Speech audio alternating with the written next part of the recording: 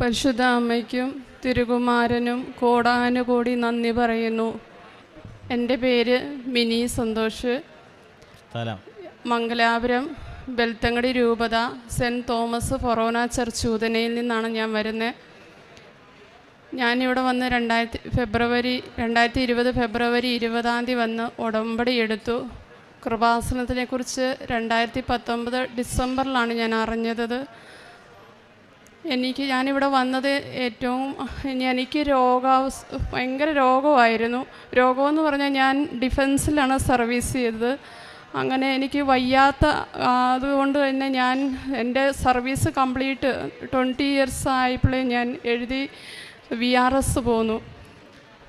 ഞാൻ ഡ്യൂട്ടി സ്ഥലത്ത് വെച്ച് ഞാനൊന്ന് വീണായിരുന്നു. അങ്ങനെ എൻ്റെ ഡിസ്കിന് 2 എടുത്ത് ഡിസ്റ്റൻസ് ഉണ്ടായിരുന്നു.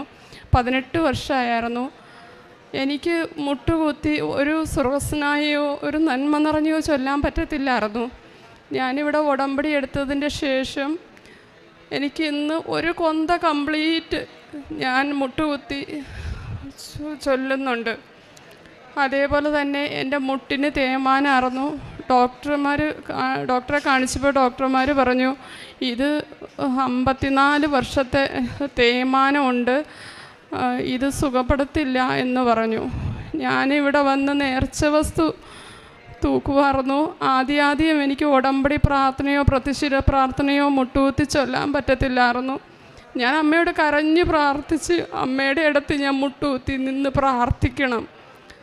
അങ്ങനെ എനിക്ക് ഇന്ന് ഞാൻ മുട്ടുകുത്തി തന്നെ എനിക്ക് പ്രാർത്ഥിക്കുന്നത് പൂർണ്ണ സൗഖ്യം കിട്ടി. അതേപോലെ തന്നെ അലർജി രോഗം ഉണ്ടായിരുന്നു. 16 വർഷമായി അലർജി. എൻ്റെ കല്യാണം കഴിഞ്ഞതിൻ്റെ ആ മാസം തൊട്ടുള്ള അലർജി എന്ന് പറഞ്ഞു കഴിഞ്ഞാൽ കത്തിയെടുത്തിട്ട് മാന്തുമായിരുന്നു, ചൊറിയുമായിരുന്നു. അതേപോലുള്ള അലർജിയായിരുന്നു. ചോര വരും, പിന്നെയും മാറും. അങ്ങനെ അത് പൂർണ്ണമായിട്ട് മാറിക്കിട്ടി. പിന്നെ എൻ്റെ ഒരു ഇടത്ത് വശത്തെ സൈഡ് ഫുള്ള് ന്യൂറോയുടെ പ്രോബ്ലമാണ്. ന്യൂറോയ്ക്ക് ഞരമ്പിന് ബ്ലഡ് സർക്കുലേഷൻ കുറവായിട്ട് എൻ്റെ ഇടത്ത് കൈ കൊണ്ട് ഒരു ഗ്ലാസ് ചായ പോലും എടുത്ത് കുടിക്കാൻ വയ്യായിരുന്നു. അതും സൗഖ്യപ്പെടുത്തിയിട്ടുണ്ട് അമ്മ. അതേപോലെ തന്നെ ഞാൻ ഭയങ്കരമായിട്ട് എനിക്ക് ഭയങ്കര മുൻകോപമായിരുന്നു. ആ മുൻകോപം പൂർണ്ണമായിട്ട് മാറ്റി തന്ന അമ്മ. അതേപോലെ തന്നെ എനിക്കിപ്പോൾ ദേഷ്യം, മക്കളെന്തെങ്കിലും ദേഷ്യപ്പെട്ടാലും വഴക്കൂടിയാലും ഒന്നും എനിക്ക് ദേഷ്യം വരുന്നില്ല. അതേപോലെ ഞാൻ ചീത്ത പറയുമായിരുന്നു, അതും പൂർണ്ണമായിട്ട് എൻ്റെ നാക്കിന്ന് എടുത്ത് മാറ്റി അമ്മ. അതേപോലെ തന്നെ രണ്ടാമത്തെ നിയോഗം എൻ്റെ മോള് 10ാം ക്ലാസ്സിലായിരുന്നു. മോൾക്ക് പഠിക്കും അവൾ, പക്ഷെ മറവിയാണ്. അങ്ങനെ അവൾക്ക് മാത്സും ഫിസിക്സും കെമിസ്ട്രിയും ഹിന്ദിയും ഭയങ്കര കഷ്ടമായിരുന്നു. അങ്ങനെ ഞാൻ ഇവിടെ വന്ന് പ്രാർത്ഥിച്ചപ്പോൾ മോൾ എന്നോട് പറഞ്ഞു, അമ്മ എനിക്ക് ഡിസ്റ്റൻഷൻ കൂടെ മാർക്ക് വേണം. അപ്പോൾ ഞാൻ ചോദിച്ചു ഡിസ്റ്റൻസിന് എത്ര വേണം? അപ്പോൾ അവൾ പറഞ്ഞു 535 മാർക്ക്. അപ്പോൾ അവൾ പറഞ്ഞു, അന്നേ ഞാൻ പറഞ്ഞു 536 മാർക്കിട്ട് നമുക്ക് പ്രാർത്ഥിക്കാം എന്ന് പറഞ്ഞ് പ്രാർത്ഥിച്ച് റിസൾട്ടിൻ്റെ തലേദിവസം എനിക്ക് ഉറക്കം വന്നില്ല. അപ്പോൾ രാത്രി 12 മണി രാത്രിക്ക് പ്രാർത്ഥിച്ചുകൊണ്ടിരുന്നപ്പം ഒരു സാരി ചുഴലിക്കാറ്റ് പോലെ ആകാശത്തിലോട്ട് ചുരുണ്ടു പോകുന്നു. ചുരുണ്ടല്ല, ഒരു ചുഴലിക്കാറ്റ് എങ്ങനെ മേളിലോട്ട് പോകുന്നു അതേപോലെ അതിൽ സ്വർണ്ണ മുത്തുകൾ. അപ്പം ഞാൻ അമ്മയോട് പറഞ്ഞ്, അമ്മേ എൻ്റെ കുഞ്ഞിന് ഇത്രയും മാർക്ക് കിട്ടാൻ ഞങ്ങൾ എന്ത് യോഗ്യതയുള്ളവരാ എന്ന് പറഞ്ഞ്. അങ്ങനെ അത് കഴിഞ്ഞിട്ട് പിറ്റേ ദിവസം അതേപോലെ തന്നെ രാവിലെ തൊട്ട് മോളും പുതിയ നിയമത്തിൻ്റെ പുസ്തകം, അവൾ ബൈബിളൊന്നും വായിക്കത്തില്ല. അവൾക്കും എന്നെപ്പോലെ തന്നെ ഭയങ്കര ദേഷ്യമായിരുന്നു.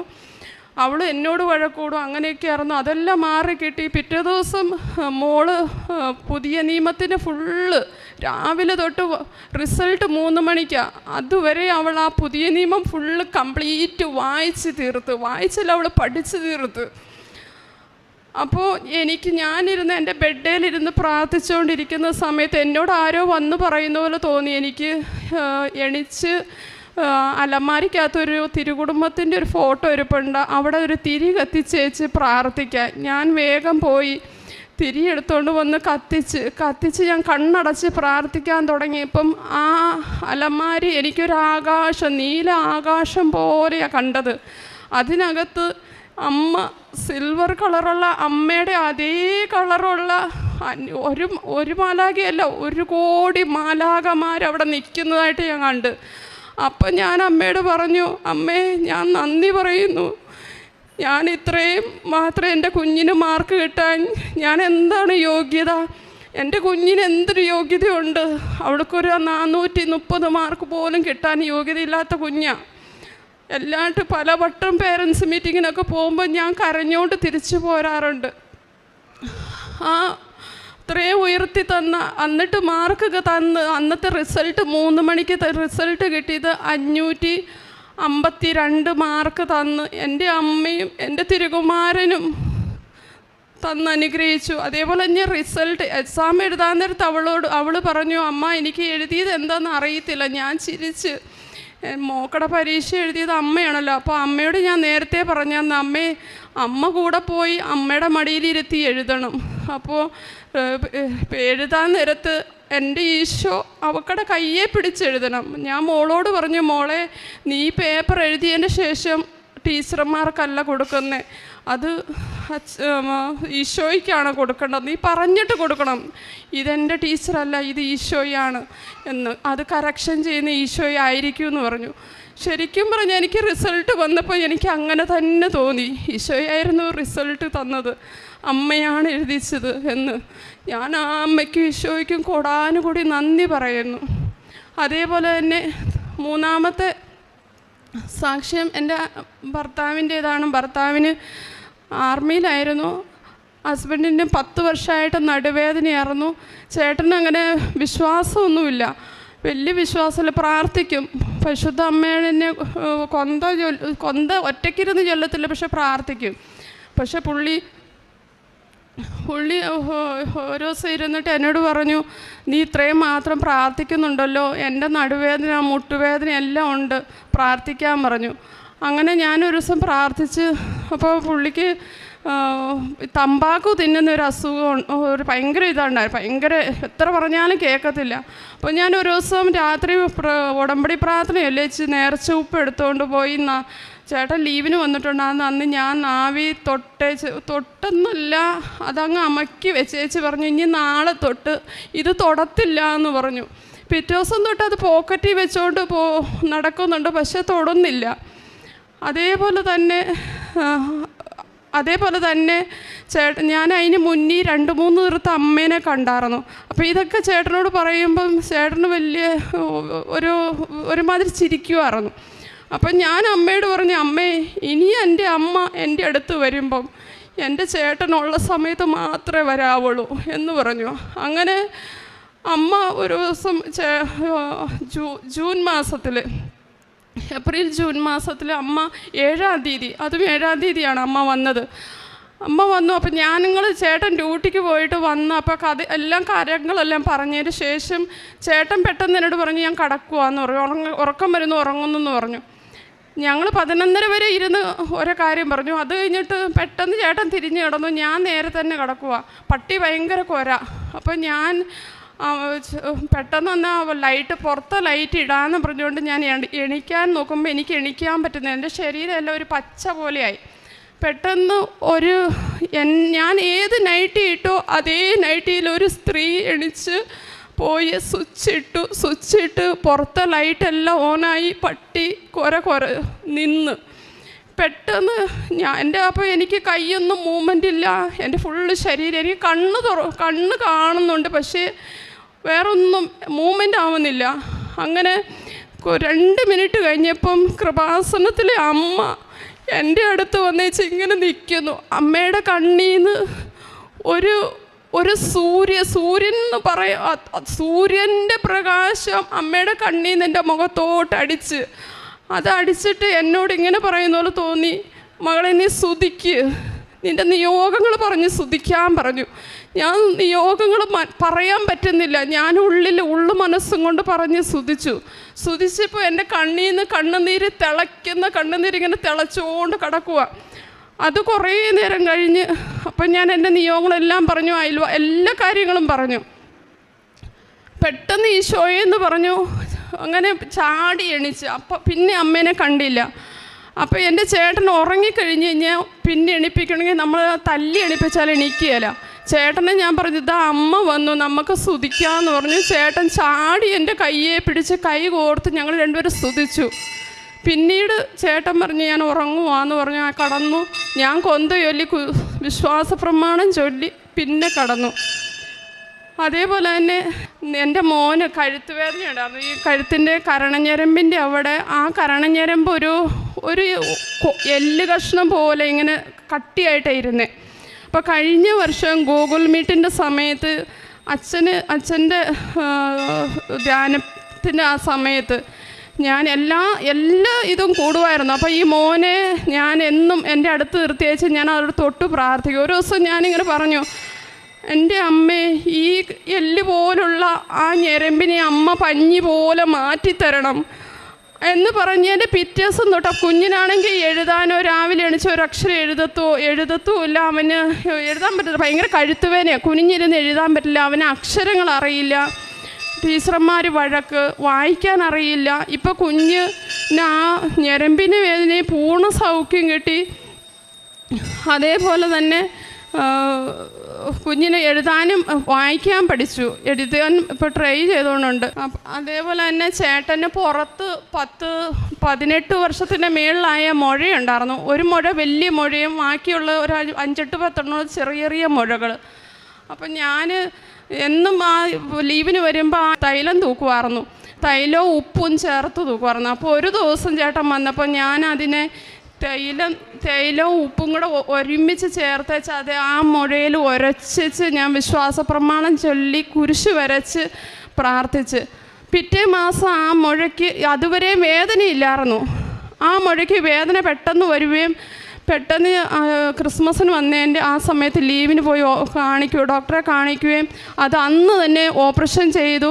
പിന്നെ ഞാൻ കാശുരൂപം കൊണ്ടുപോയി അവിടെ അത് നോർമലായി കിട്ടാനും വേറെ ഒരു കുഴപ്പമൊന്നും കൂടാതെ അങ്ങനെ 9ാമത്തെ ദിവസം അത് ബയോപ്സി ടെസ്റ്റ് നോർമലായി തന്നു. പുറത്ത് ഒത്തിരി മുഴകളുണ്ടായിരുന്നു, അത് ചെറിയതായിരുന്നു. ആ മുഴയെല്ലാം ഈ പരിശുദ്ധ അമ്മ കൃപാസന അമ്മ വന്നതിന് ശേഷം ഇതെല്ലാം മാഞ്ഞു പോയി. പിന്നീട് കാണാനേ കിട്ടിയിട്ടില്ല. അതേപോലെ തന്നെ ചേട്ടന് ലിഗമെൻറ്റ്സ് കട്ടായിട്ട് മുട്ടുവേദനയായിരുന്നു. ഇങ്ങനെ ഇരിക്കാനോ മുട്ടുകുത്തിയൊന്നും ഇരിക്കാനൊന്നും പറ്റത്തില്ലായിരുന്നു. കഴിഞ്ഞ മാസം ജൂലൈ മാസത്തിൽ ചേട്ടൻ വന്നപ്പം ഞാൻ എണ്ണ തൂത്തപ്പോൾ തൂക്കാൻ ഞാൻ കുരിശുവര കഴിഞ്ഞപ്പോൾ ഞാൻ ചെന്നപ്പം ചേട്ടൻ എന്നെ നോക്കി ചിരിച്ച്. അപ്പം ഞാൻ മനസ്സിൽ പറഞ്ഞു, കളിയാക്കിക്കോളാൻ പറഞ്ഞു. അത് കഴിഞ്ഞ് അന്ന് തന്നെ രാത്രിയിൽ ചേട്ടൻ ഭയങ്കര വേദനിച്ച് കരയുന്ന പോലെ എൻ്റെ അടുത്തിട്ട് വന്ന് പറഞ്ഞു, എനിക്ക് ഭയങ്കര വേദനയാണ്, നീ ഇച്ചിരി തൈലെടുത്ത് തൂക്കാൻ പറഞ്ഞു. അന്ന് ഞാൻ അന്നേരം അമ്മയ്ക്ക് നന്ദി പറഞ്ഞു.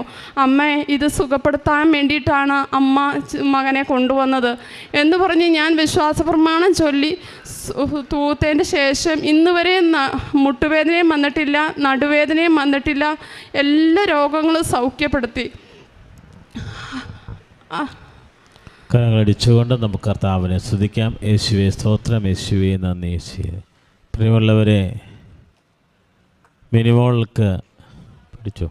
മിനിമോൾക്ക് ഒത്തിരിയേറെ അനുഗ്രഹങ്ങളാണ് വാരിക്കോരി ദൈവം കൊടുത്തിരിക്കുക. നിങ്ങൾ സാക്ഷ്യം കണ്ടില്ല, എന്തെല്ലാം കാര്യങ്ങളാണ്, എന്തെല്ലാം കൃപകളാണ് ദൈവം കൊടുത്തത്.